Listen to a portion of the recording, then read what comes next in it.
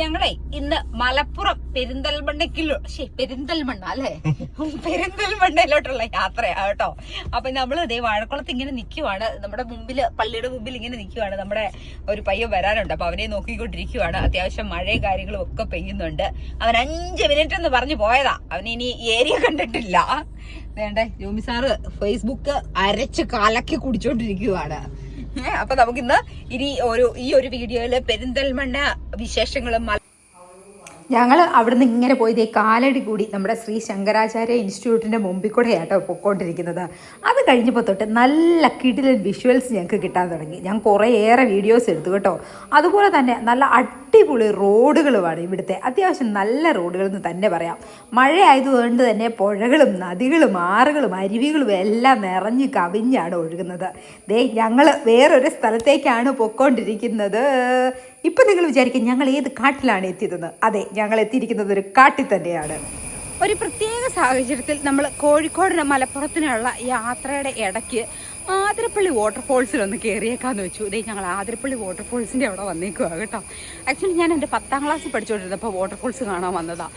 പിന്നെ ഇപ്പോഴാണ് വരുന്നത്. അതുകൊണ്ട് ഭയങ്കര എക്സൈറ്റഡ് ആട്ടോ. എന്തായാലും നമുക്ക് കയറി നോക്കാം.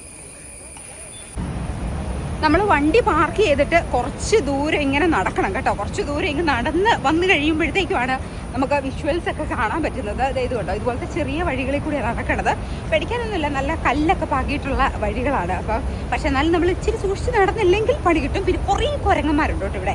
കുരങ്ങന്മാരുള്ളത് കൊണ്ട് തന്നെ എല്ലാ സാധനങ്ങളും നന്നായിട്ട് സൂക്ഷിക്കണം. എൻ്റെ ഗ്ലാസ് എടുത്ത് കണ്ണേ വെച്ചേക്കാം, ഇല്ല കുരങ്ങും കൊണ്ടുപോയാലോ. അപ്പം എല്ലാ സാധനങ്ങളും നന്നായിട്ട് സൂക്ഷിച്ചില്ലെങ്കിൽ അട്ടറ് പണി കിട്ടും. ഗ്ലാസ് വെച്ച് കഴിയുമ്പോൾ കണ്ണും കാണത്തില്ല. സ്വന്തം ഇതൊക്കെ ചുമ്മാ സ്റ്റൈലിൽ വെച്ചോണ്ട് നടക്കുന്നതാന്നേ. ഞാൻ പറഞ്ഞു കഴിഞ്ഞുള്ളൂ. കുരങ്ങൻ.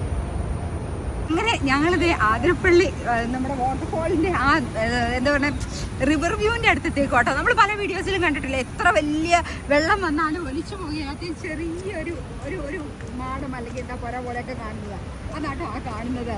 ഇപ്പം അവിടെ അത്ര വെള്ളമില്ല. പക്ഷേ എങ്കിലും ആളുകളെല്ലാം അതിന് ചുറ്റും നിന്ന് ഫോട്ടോ എടുക്കുകയോ കാര്യങ്ങളും ഒക്കെ നമുക്ക് കാണാൻ പറ്റും. ഭയങ്കര മൈൻഡ് ബ്ലോയിങ് ആയിട്ടുള്ള വ്യൂ ആട്ടോ. എൻ്റെ ദൈവം ഇത്രയും കാലം ഞാനിത് കാണാതിരുന്നത് എന്തുകൊണ്ട് അയ്യോ, ഞാൻ എന്നെ തന്നെ പഠിക്കുവാണ്. അത്ര ഭംഗിയാണ് കേട്ടോ. പ്രത്യേകിച്ച് ഈ മൺസൂണിൻ്റെ സമയത്ത് ഭയങ്കര ഭംഗിയാണ്. അപ്പം നമ്മൾ ആ കണ്ട വിഷ്വൽസിൻ്റെ അടുത്തേക്കാട്ടോ എത്തിയേക്കുന്നത്.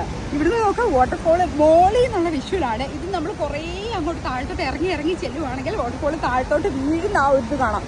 ശരിക്കും വെള്ളം മുകളിലോട്ട് പൊങ്ങി പോകുന്ന കാണാൻ ഭയങ്കര രസമാണ് കേട്ടോ. പക്ഷേ എങ്കിലും ഞങ്ങൾ താഴത്തോട്ട് ഇറങ്ങി പോകുന്നില്ല. ഞങ്ങൾക്ക് 5 മണിക്ക് മുമ്പ് പെരിന്തൽമണ്ണയിൽ എത്തണം. അതുകൊണ്ട് ഞങ്ങൾ ഒരു ദിവസം ഒന്നും കൂടെ വരാമെന്ന് വിചാരിച്ച് ഞങ്ങൾ തിരിച്ചു പോകാൻ ഞാൻ കരഞ്ഞോണ്ട്